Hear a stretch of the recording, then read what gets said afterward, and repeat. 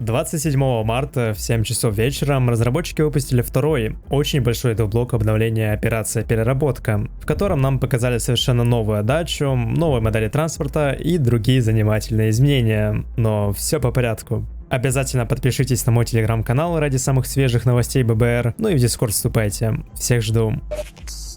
Девблог начинается со слов «Мы все это время работали, но только с недавних пор начали с вами общаться». Однако так и не рассказали цель этого обновления и его основные геймплейные изменения. Так что цель операции переработки заключается в улучшении игрового процесса и повышении качества графики. Теперь вы знаете. Мы покажем изменения в игровом процессе, которые все еще не завершены и могут быть изменены в ходе предстоящих плейтестов. А остальные нововведения обновления мы расскажем в следующих девблогах. Интересно, когда же они выйдут?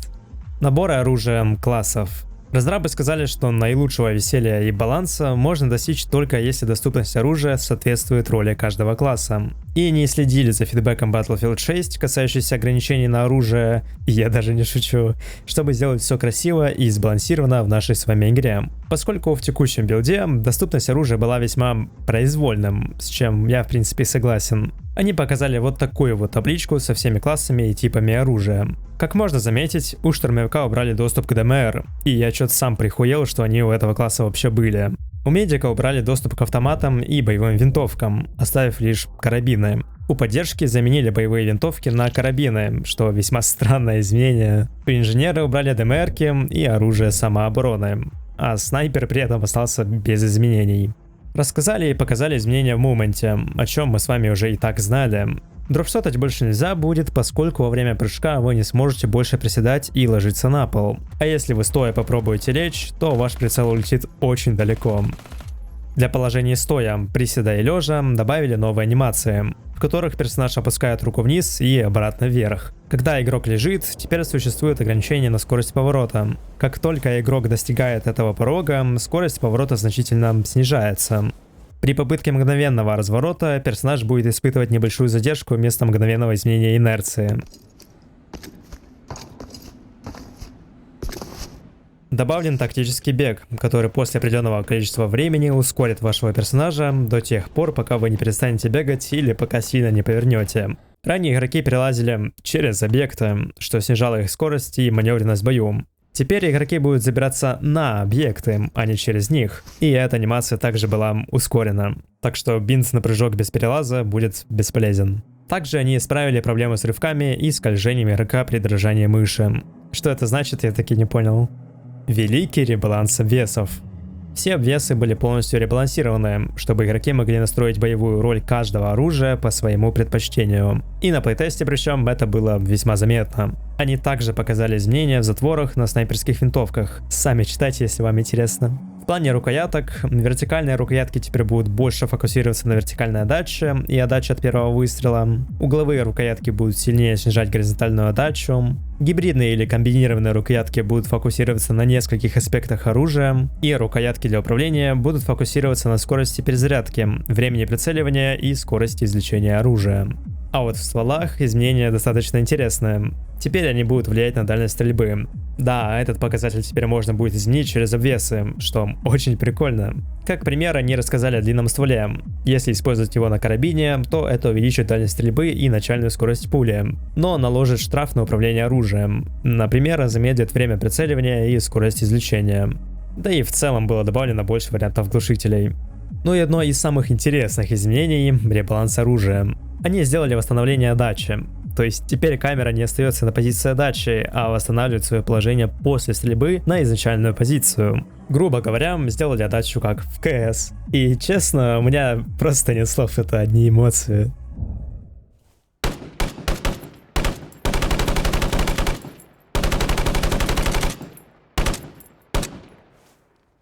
Я после видео решил посмотреть на комьюнити в дискорде игры, и на мое личное удивление об этом почти никто не говорил. Хотя имха — это ужасное изменение, которое в очередной раз убивает всю уникальность из Battle Beat и доказывает, что да, игра стремится быть аркадной. И тут я хочу поподробнее высказать свое мнение. С одной стороны, я понимаю, почему разработчики решили пойти по стопам Battlefield и делать игру аркадной, а не гибридной, совмещая казуальные и иммерсивные механики. Все банально, потому что основной приток игроков BattleBit получил благодаря любителям BF. Вспомни тот же ранний доступ игры, 80к онлайна, просто потому что BF 2042 был худшим проектом серии. Да и определившись с жанром, идя в аркаду, чем в сидении на двух стульях, любители милсима ББР в конце-то концов сдуются, что уменьшит количество споров насчет того, каким должен быть BattleBit, и негодование насчет новых нововведений, что в свою очередь сделает комьюнити более сплоченным. А смотря за ситуацией вокруг Battlefield 6, становится понятно, что игроки BF недовольны новым проектом серии через его менеджмент. А в этот момент Оки-Доки преподносит им игру с той же идеальной формулой, с теми же знакомыми механиками и геймплеем. Вот прикиньте, что будет, если обнова релизится в ближайшие полгода, и там не будет критических багов. Да там игроки Battlefield плакать от счастья будут, и чисто теоретически второй хайп ББР имеет место быть из-за этого. То есть логика разработчиков в этом плане мне совершенно понятна. Но теперь вопрос в другом. А что будет при релизе следующей части BF? Ну, если BattleBit чисто теоретически получит часть комьюнити Battlefield после выпуска обновления, то это ведь самое комьюнити и уйдет от ББР обратно в, скажем, Battlefield 7. И если именно эта батла окажется отличной, есть шанс, что игроки не вернутся в BattleBit. И мне вот интересно, что тогда будут делать разработчики, ведь теперь наша с вами игра, ну прям стремится быть Battlefield, и из-за этого отличий между двумя играми будет достаточно мало. Однако есть у меня теория, что в таком случае BattleBit будет просто чудесным аналогом Battlefield за счет своей цены, упрощенной графики, да и в целом хорошей заменой, если вдруг BF надоест. Там еще Вилацкис говорил, мол, ББР будет получать нововведения, которые будут делать его уникальным в жанре шутеров от первого лица, что хоть и на словах, но дает надежду на светлое будущее.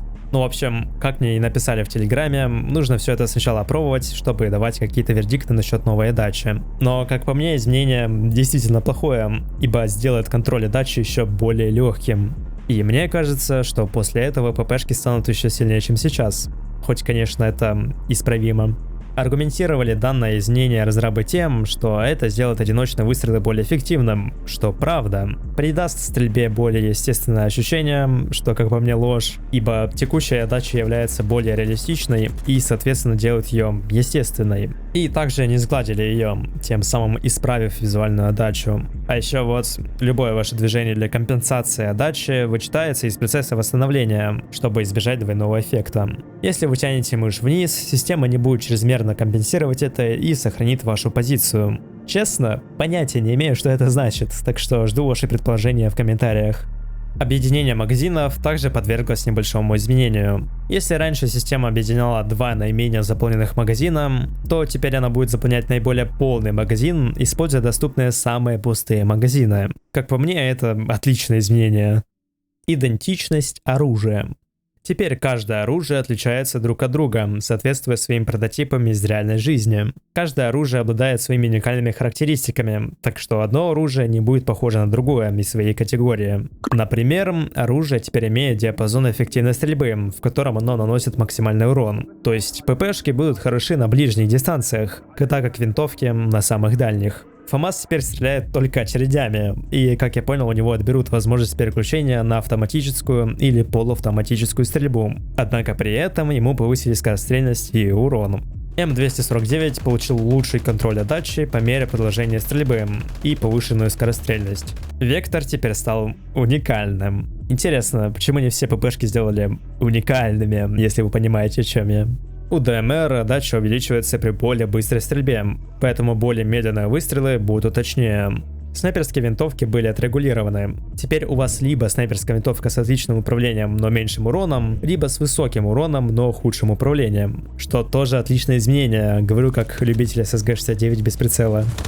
Насчет АТК, разработчики сказали, что они хотят его повысить, чтобы не было смертей в один кадр. Однако они не хотят превращать стрельбу в симулятор горохострела, как это было на плейтесте. Ну, короче, они сказали, что, кажется, нашли золотую середину, потому что в этот раз учли среднюю точность игроков и среднюю дистанцию боя. Но если что, это все равно не конечный вариант, и им потребуется фидбэк игроков на следующем открытом плейтесте.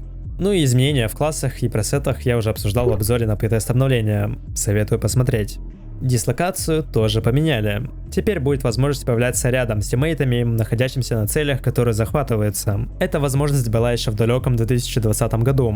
Однако ее убрали через то, что эту механику абьюзили, и спаункемпинга из-за этого было больше. Теперь они систему появления улучшили, так что данная проблема не должна возникнуть. Преобразование очков отряда в очки поля. Я об этом тоже обсасывал в обзоре, однако не учел, что это именно реворк системы, а не простое переименование и видоизменение. Если говорить вкратце, то в текущем билде игры есть очки отряда, которые даются всем игрокам определенного отряда за командную работу. Но проблема была в том, что количество этих очков зависело от игроков отряда. Ну то есть полноценно ты на эти очки повлиять не мог. Да и к тому же эти очки были общими. И если кто-то захотел построить говняк, то поздравляю, у членов твоего отряда не будет очков, чтобы строить сооружение. Я, конечно, преувеличиваю, но суть вы поняли. Ну а теперь эти очки индивидуальные, и только сам игрок может на них влиять. А получать их вы будете за командную работу в целом, а не игру в отряде. Причем при возрождении на союзнике, который находится на спорной точке, вы не будете терять эти очки. На плейтесте при этом вы их теряли, но оказывается это был баг. Ну и возрождение на союзнике вне точки захвата всегда будет стоить очки поля. Модельки оружия тоже были изменены, так же самое как и звуки и корректный выброс гильз. К сожалению, последние две вещи нам не показали, но зато дали поглядеть на модели. Транспорт. Самое вкусное за сегодня. Разработчики поделились своими планами и сказали, что с художественной точки зрения они хотят избавиться от игрушечного вида транспорта. Причем, заметьте, написано в рамках переработки транспортных средств. То есть вне этих рамок они и дальше хотят, чтобы BattleBit был игрушечным. Это спорный тейк, учитывая все изменения в графике, текстурах, моделях и даже в эффектах в предстоящем обновлении. Так что мне кажется, они подобную политику ко всей игре применяют. В общем, они тотально изменяют все модели и текстуры на транспорте, при этом сохраняя низкое количество полигонов. Камуфляж, который вы увидите на транспорте, не является окончательным вариантом, и он может быть изменен. Забавно, что несмотря на незаконченные модели и текстуры транспорта, это видно по белым материалам, они решили их все-таки затронуть это в блоге. Это то, о чем я и просил комьюнити-менеджера, ибо это дает комьюнити понимание о том, что сейчас происходит за кулисами разработки, и дает возможность игрокам дать ранее фидбэк на ту или иную вещь, которую они показывают. В общем, моделями я максимально доволен, и теперь интересно посмотреть на новые вертолеты, квадрики, лодки и варианты этого транспорта за RU сторону. Мне кажется, они не просто так показали только сторону США. Разрабы все еще работают над физикой транспорта и пытаются увеличить радиус поворота машины, чтобы лучше соответствовать текущей версии игры. Что тоже хорошие новости, ибо игроки просили об этом еще во время первого показа новой физики техники. Ну и напоследок, они сказали, что в следующих блогах покажут новые карты, интерфейс и звук. Кстати, следующий видос будет как раз о картах, так что подписывайтесь, чтобы не пропустить. Команда усердно работает над подготовкой к следующему плейтесту, исправляет ошибки, улучшает физику транспорта, настраивает оружие и продолжает стресс-тест звуковых систем. У нас пока нет точной информации о дате проведения плейтеста производительности, но мы добиваемся отличных результатов и сообщим вам, как только будем готовы поделиться новостями. И вот, смотря за новыми моделями транспорта, предполагаю, что плейтест мы получим ближе к началу лета.